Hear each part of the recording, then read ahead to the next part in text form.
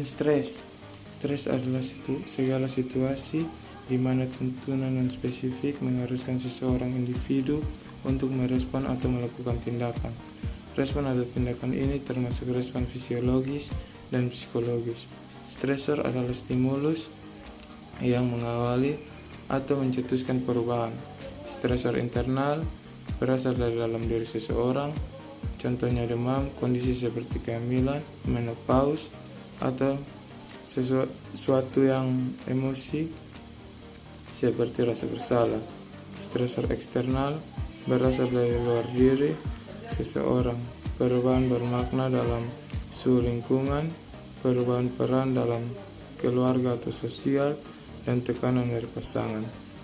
Berbagai pandangan manusia mengenai stres menghasilkan pengertian yang berbeda-beda tentang stres itu sendiri.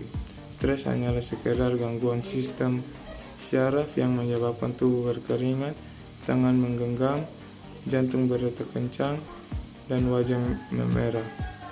Paham realistik memandang stres sebagai fenomena jiwa yang terpisah dengan jasmani atau tubuh manusia, atau fenomena tubuh belaka tanpa ada hubungan dengan kejiwaan. Sedangkan paham idealis menganggap stres adalah murni fenomena jiwa. Hal ini membuat kita sulit untuk menjelaskan kenapa jika fenomena hanyalah fenomena jiwa umum memberikan dampak pada fisik seseorang seperti dada yang berdebar-debar, keringat, dan sebagainya. Tak seorang pun dapat menghindari stres karena untuk menghilangkannya berarti akan menghancurkan hidupnya sendiri. Stres merupakan interaksi antara individu dengan lingkungan. Pendekatan ini telah dibatasi oleh model psikologi. Model psikologi ini menggambarkan stres sebagai suatu proses yang meliputi stresor dan ketegangan. Interaksi antara individu dengan lingkungannya yang saling mempengaruhi itu dinamakan dengan interaksi transisional yang di dalamnya terdapat proses penyesuaian. Stres bukan hanya stimulus atau respon, tetapi juga agen aktif yang dapat mempengaruhi stresor melalui strategi perilaku, kognitif, dan emosional. Individu akan memberikan reaksi yang berbeda terhadap stresor yang sama. Definisi tentang stres ini sangat beragam, menunjukkan bahwa stres bukanlah suatu hal yang sederhana. Suatu hal definisinya adalah stres adalah gangguan pada tubuh dan pikiran yang disebabkan oleh perubahan dan tuntutan kehidupan. Kesimpulan dari para ahli tentang stres yaitu stres bisa terjadi karena manusia begitu kuat dalam mengejar keinginannya serta kebutuhannya dengan mengendalikan segala kemampuannya dan potensinya. Manifestasi stres sifatnya universality, yaitu umum untuk semua orang sama dapat merasakannya, tetapi cara pengungkapannya yang berbeda atau diversity. Sesuai dengan karakteristik individu, maka responnya berbeda-beda untuk setiap orang. Seseorang yang mengalami stres dapat mengalami perubahan-perubahan yang terjadi pada tubuhnya, antara lain 1. Perubahan warna rambut yang kusam, uban, kerontokan. 2. Wajah tegang, dahi berkerut, mimik nampak serius. 3. Nafas terasa berat dan sesak, timbulnya asma. 4. Jantung berdebar-debar, pembuluh darah melebar dan menyempit. 5.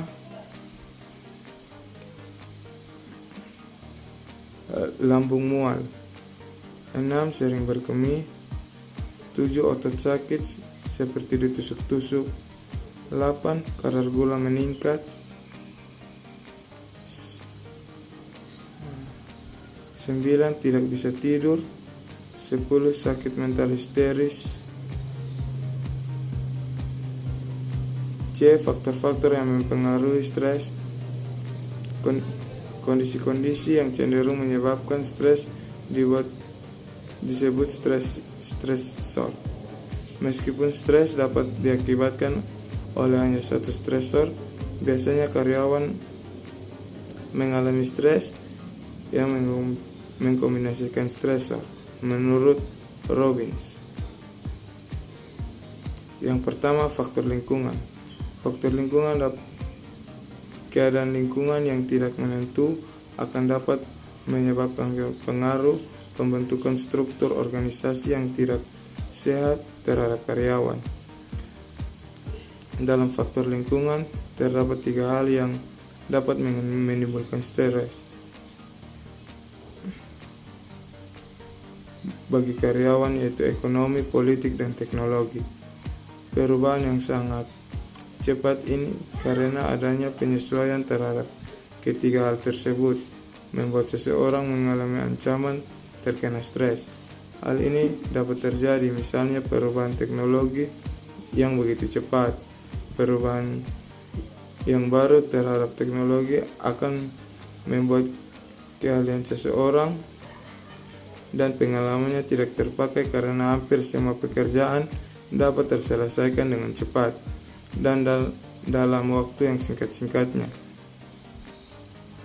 Faktor organisasi. Faktor organisasi di dalam organisasi terdapat beberapa faktor yang menimbulkan stres, yaitu roles demam, interpersonal demam, organisasional struktur, dan organisasional leadership. Pengertian dari masing-masing faktor organisasi tersebut adalah sebagai berikut. Yang pertama, role demam. Peraturan dan tuntutan dalam pekerjaan yang tidak jelas atau suatu organisasi yang mempengaruhi peranan seseorang karyawan memberikan hasil akhir yang ingin dicapai bersama organisasi tersebut. Yang kedua, interpersonal demam, mendefinisikan tekanan yang diciptakan oleh karyawan lainnya. Yang berikut organisasional struktur, mendefinisikan tingkatan perbedaan dalam organisasi di mana keputusan tersebut dibuat, dan jika terjadi ketidakjelasan dalam struktur pembuatan keputusan atau peraturan maka akan dapat mempengaruhi kinerja seseorang karyawan dalam organisasi.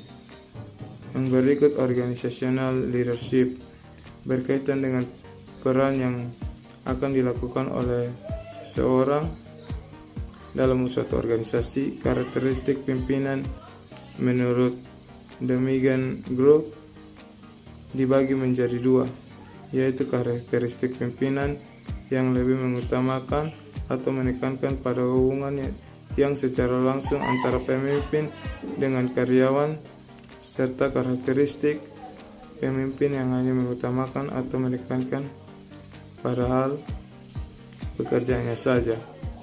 4 faktor organisasi di atas juga akan menjadi batasan dalam mengukur tingginya tingkat stres. Pengertian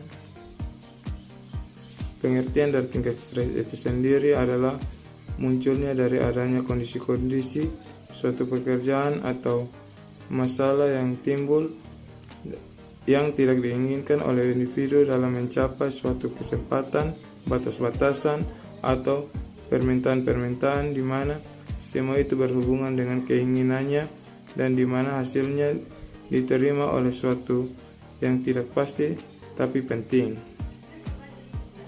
Yang berikut faktor individu. Pada dasarnya faktor ini terkait dalam munculnya dari dalam keluarga, masalah ekonomi pribadi, dan karakteristik pribadi dari keturunan.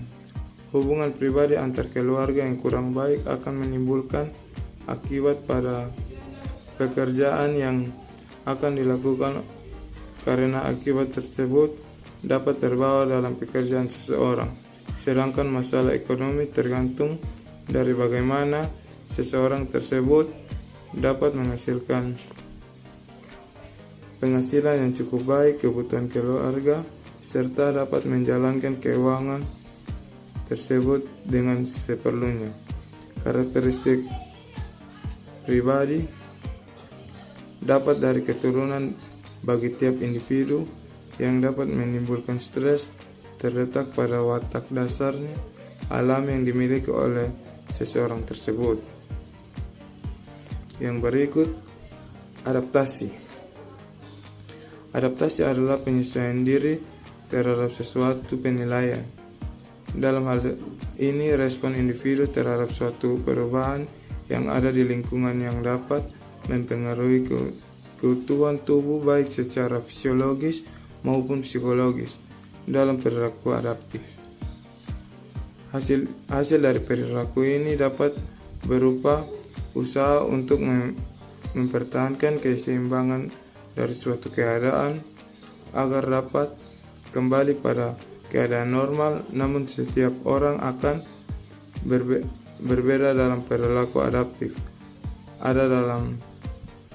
Ada yang dapat berjalan dengan cepat, namun ada pula yang memerlukan waktu yang lama, tergantung dari kematangan mental orang itu tersebut. Adaptif terhadap stres dapat berupa yang pertama, adaptasi fisiologi. Adaptasi fisiologi adalah proses penyesuaian diri secara alamiah atau secara fisiologis untuk mempertahankan keseimbangan dalam berbagai faktor yang menimbulkan keadaan menjadi ketidakseimbangan. Contohnya, masuknya kuman penyakit ke tubuh manusia. Yang kedua, adaptasi psikologi.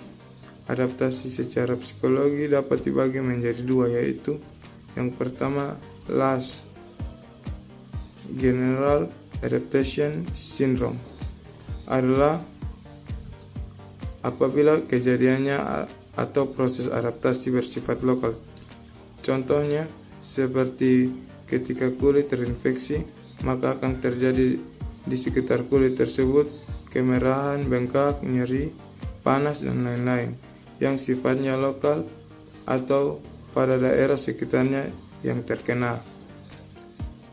Yang kedua, GAS, General Adaptation Syndrome, adalah apabila reaksi lokal tidak dapat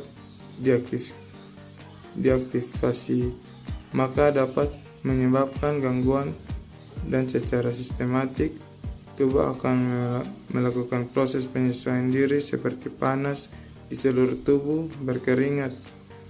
Proses keperawatan stres, manajemen stres untuk perawat.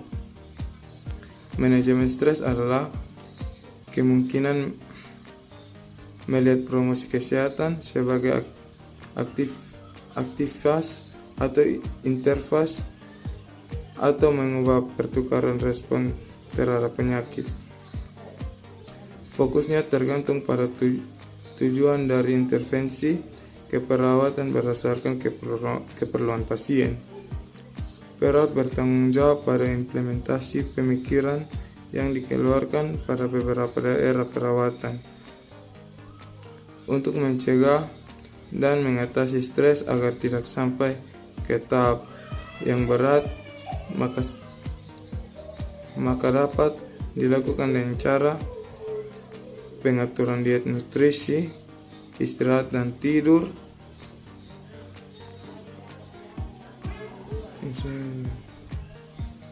pengaturan waktu, terapi psikofarmaka, terapi somatik, psikoterapi, self-regulation,